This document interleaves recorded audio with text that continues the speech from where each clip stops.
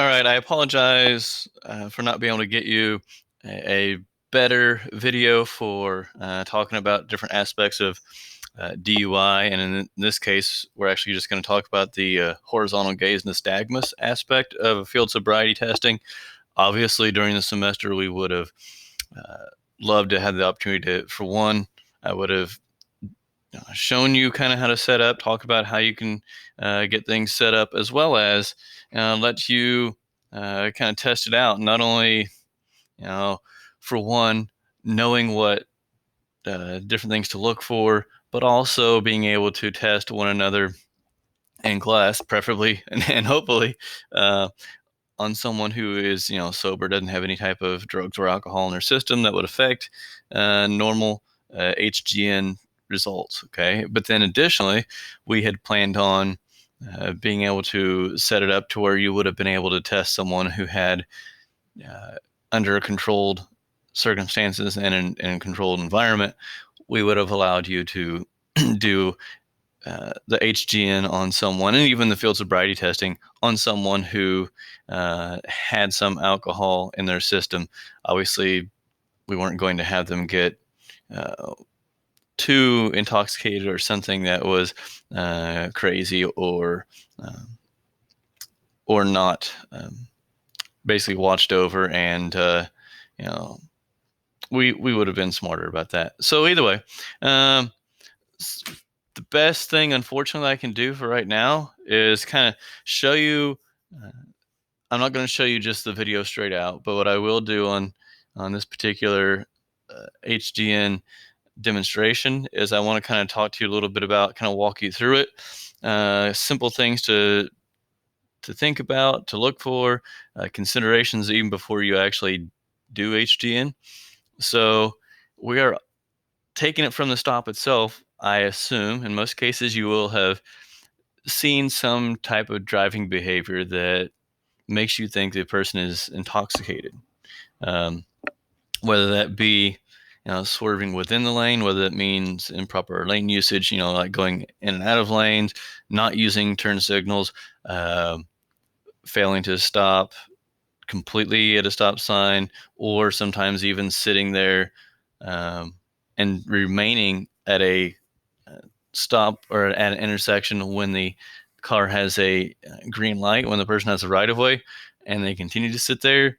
They're either A, not paying attention, or B, they have passed out behind the wheel, and that has happened. So different things like that. We're assuming you've already made the uh, legal and justified traffic stop with the idea in your mind that that individual may very well be under the influence of alcohol or drugs at that point. So once you get to the car, you, whether it be excuse me, by their speech, whether it be by their appearance with their kind of what I would call, glossy eyes, slurred speech, smell of, don't ever say you smell alcohol, because people are technical, especially attorneys, that say that you cannot smell alcohol. You can smell the alcoholic beverage. So that's what you can is best to say. And I will tell you this. I would hope that most of you wouldn't run into this or fall prey to it, but I have unfortunately been on the other end as far as the driver who was stopped and had someone fishing for a DUI say that they could smell an alcoholic beverage, which is ridiculous because, for one, I hadn't had anything to drink, nor did anybody in the car with me have anything to drink. Uh, there was no alcoholic beverage that had been in that car um, open at all. And then the other part is, like, there was nothing else in the car that would have elicited that type of uh, aroma or smell. So yes, they were fishing and didn't get anywhere, but that's a whole nother story. Just don't fall into that. Do your job, do it right, and there are plenty of opportunities you will find out in your careers that, whether you want to find them or not, DUIs or driving while intoxicated, regardless of what the substance is, they are not that hard to come across. And sometimes you'll come across them when you don't really want to. Times when it's dangerous, things we've had, crashes, things like that. So let's get back to horizontal gaze nystagmus testing. So first thing I want you to note about this particular example here, and this is the same thing goes when you pull someone out, pay attention to the behaviors that they have. Are they able to get out of the car without having to, hold on to it or stable themselves? That's something to look for. And if they do, also when you're going to do anything like field sobriety and including HGN, take into consideration things like what's the surface like, the roadway. Is it gravel, and if you happen to be pulling a female driver over that is wearing heels or some type of footwear to where it would be difficult to do field sobriety on that surface, take that into consideration. In fact, if they feel comfortable with it and the road is actually, or shoulder, any land in the area, you can go ahead and have them, remove their, like I said, if it's heels or something that would cause it or make it very difficult to do all the different testing we do, you can have them remove those. So remove the footwear. And so big thing is once you get them out, get them to a safe area where you can conduct the rest of your field sobriety and HGN. You want to set it up to where, for one, it's safe, two, it's stable footing, and then three, to where you can set it up to where you can successfully see what their eyes are doing, see what their body is doing throughout the entire field sobriety testing, as well as, check on behaviors and things like that. And for safety purposes for yourself, make sure you can see all the areas, oncoming traffic and all things like that. So the HGN itself, you will have the individual stand feet together, hands to their side. And what you can do if you are a very small person, short, etc., and you're dealing with someone who's very tall, you can have them, if there's a curb and that helps you, yes, you can get up on the curb and do the test that way. I've even seen it done where you can, at least for the HGN, you can, put them on, have them sitting on a curb or something to that effect. That's acceptable. Because you do want, as you'll see when it's demonstrated, you will want whatever you choose to use, whether it be day or light, day or nighttime. It kind of depends on what you use.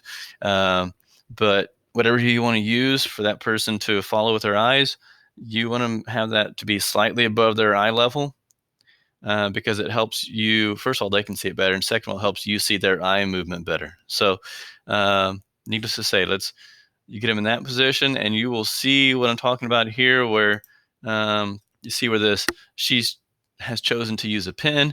You can use a pin. I've seen officers use, like at nighttime, a lot of times they'll use some type of pin light or something to that effect, to where they can, that individual can still see the light on the end of it. Some people put their thumb or finger behind it so that the person has an object they can see and follow with their eyes. And remember, like I said, the person's standing still, feet together, hands down along their side, and remind them that they don't move their head anytime they are following or tracking. Like I said, whatever item you're using, telling them, say if it's a pin during the day, keep your head still and follow my pin with your eyes. That's the only part that should be moving. Okay. So once you get to that, then we can talk about, we're going to skip ahead here because this is kind of the order you should do it. And it's also things that for this particular test, the lady is not intoxicated. So it kind of helps us give an idea of what to look for. And if she is, it's very mild. Okay. So first thing you need to do is simply test for, as it states here, equal pupil size. Alcohol doesn't typically do it, but if during other, other drugs that once they get in your system, sometimes they can screw with your pupils, have them be at different dilations. They can be, in essence, different sizes. But you aren't going to see that very often, but nonetheless, check it. Make sure there's no other medical issues going on either. So that's number one thing. Also, anytime you're testing it, you need to pick, like I said, this one here, you're just going to simply keep it there for a while. I would say about 5 seconds would be justified. Put it up above in the middle. Like I said, and go back here for just a minute. If you want to, as she's showing here, this is about the distance you actually want to keep from someone. You don't want to get super close. So, it's probably, depending on the person's situation, I'd say anywhere from, say, probably right around the 20, 24 inches away with your hand.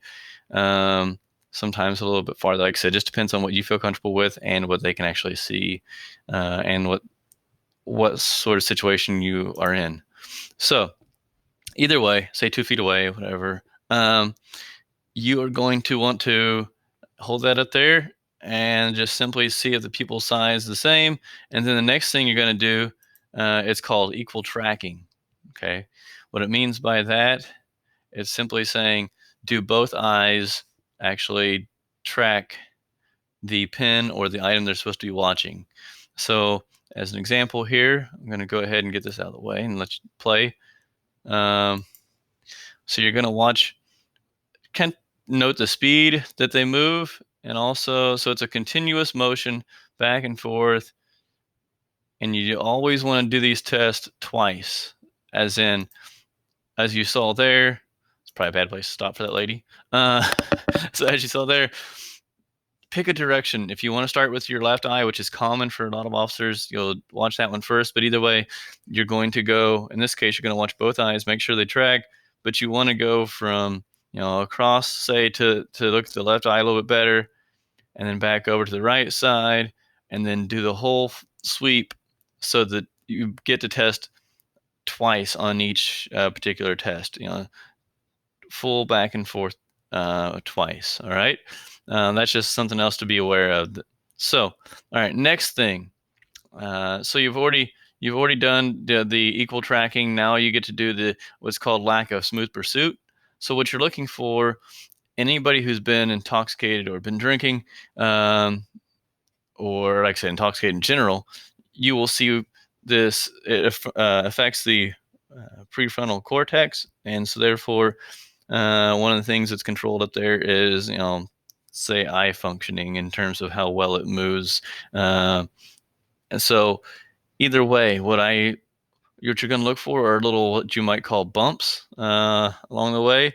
So if there's a spot where as you're watching the pupil or the eye, and you kind of see it, instead of a smooth tracking, like I'll go ahead and start playing this, a smooth tracking, and for this lady, she does a pretty good job of it. And yes, there's going to be a slight bounce here, you'll notice, but there is normal nystagmus in the eye at those extreme points. So be aware of that. But nonetheless, see how there's no it's all smooth movements. So she's good to go on that, but occasionally you'll see it kind of jump or bump up a little bit, and then go back on tracking, or it'll start going across, pause, and then almost like it has to catch back up to where it was. And then, so therefore, like I said, that's not smooth tracking. There's some disruption there. Okay. All right, next thing. Let's move on. You're going to do what's called this distinct sustained nystagmus. So basically, you're going to go to maximum deviation. That's what we also refer to it as. So you're going to go out to, if you're the person doing it, you're the officer, trooper, whatever, doing the nystagmus test, you're going to take it out until you see their eyes, basically, as you can see here, reach the edge of, they can't take it any farther. Don't keep trying to go and go. Obviously someone's eyes is going to keep bouncing, or they're going to, they can't just keep moving their eyes over. There's a certain point, that maximum deviation, to where it can go. And now the key that we're looking at here is to see Okay, so for this particular individual, since she's not intoxicated, she can go over and she has full range of, in essence, maximum deviation without any type of bouncing or nystagmus. Um, so the thing we're looking for, though, is hypothetically, let's go back to the other side here. Once they'll take it back to her left eye or left side. So say that on the way to this, let's go back just a second here. If she gets to, say, right there, which is probably not even 45, especially with the left eye, which is when we're looking at. Whichever side you take it to, that's the eye you're actually looking at. Okay, but if she can only get to here or not even to that point, the quicker nystagmus or bumping, or that like kind of jumping starts when you hold something still, that means it usually indicates a higher level intoxication. Okay, so we're looking for how quickly there's an onset. So like I said, maximum deviation is what we're taking it to. Another thing I want you to notice is that when you do maximum deviation in that part of HGN, you're going to take it to that maximum deviation and hold it for about 5 seconds. And then you're going to move it over to the other side, that same pace we'd used before for smooth pursuit and equal tracking. You're going to go to keep that same pace, but once you get to that maximum deviation, so about 40, a little bit past 45, or you'll look at their eyes and be able to tell like it's over as far as it will allow them. Okay, so you can't get your eye too much farther than this. You're going to stop there, hold your pen or whatever item you're having them watch, hold it for about a 5 count, and then bring it back, to the other side. And then once you've tested both sides, and then you're just going to bring it back. Say you'll follow this pin here in a second. Take it back to that right side. 2, 3, 4, 5 should be coming back. Yep. And then so stop in the middle on all these tests. Next one is just 45 degrees. So see if there's any nystagmus that occurs prior to 45, which is kind of what I was alluding to before. So maximum deviation, that gives you a good indication about how someone's going to also do on prior to 45. So only go out 45 degrees for this particular eye. Say the left eye's first, slow out to 45 degrees, and then you're going to pause, and you should be bringing it back in the next couple seconds here. And comes back. Same thing, smooth tracking to 45, stop, pause, and should be coming back. Doing the left eye again. Pause, once again, 5 count. And then I'm going to skip ahead a little here because I don't think we need to watch all of these. But you can see the eyes here there's no bouncing, there's no twitching, if you want to use that term. So those are all tests for HGN. I've seen people bounce, before 40. That's not all that uncommon, especially whenever someone's been intoxicated. But the next test I want to show you typically doesn't show anything in terms of alcohol intoxication, but unless it's very high, but it can be an indicator of some other, controlled substance in the body. You'll see vertical gaze nystagmus. If you want to be a DRE, they'll talk about that in more detail. But nonetheless, you hold that once again for a few seconds, bring it back down. That's all you need to do for vertical gaze nystagmus. So I think that's really the gist of it. I am going to show you a video, not on this one, but on another one that's going to indicate what it would look like if we had an individual who had been intoxicated.